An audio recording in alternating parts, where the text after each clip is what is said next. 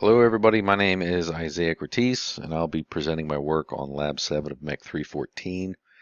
Uh, this week we've kind of explored using LabVIEW to measure temperatures for devices such as thermistors or thermocouples, depending on which version of this lab you did.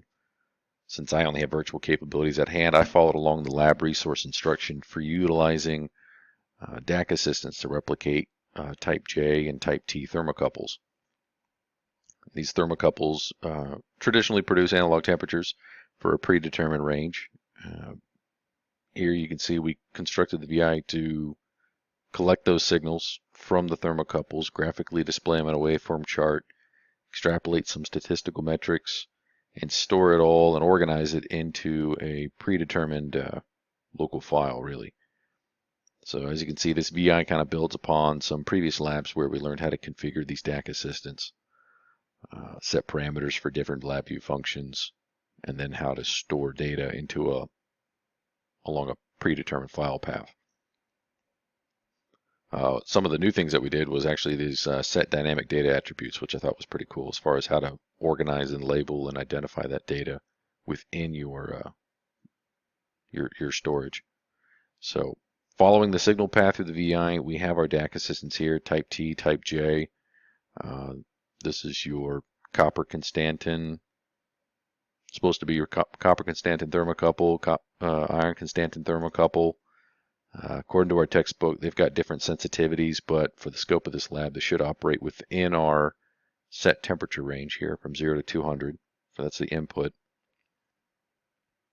And right here you see you have your thermocouple typal, and we had to run instead of built-in constant because we were running into some errors trying to run this virtually. Let that rebuild.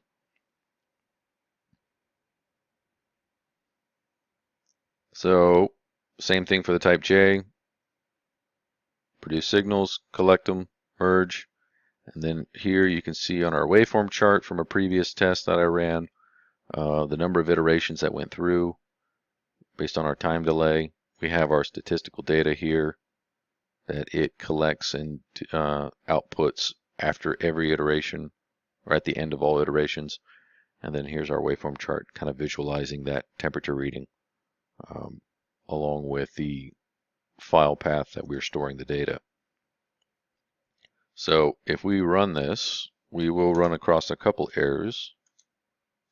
It doesn't like being entirely virtual.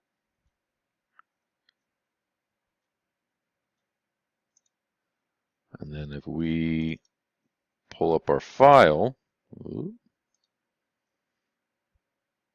as you can see here, we have our LabVIEW measurement, the date, time, and ultimately what here is all of our data that we just collected. So you have your thermocouple readings here, your mean, which obviously this apparently had read the same temperature for each, but it's different for your Type T and your Type J. So of course your mean and your standard deviation isn't going to be much. It's going to be incredibly precise, which I'm sure in real-world applications would not always be the case.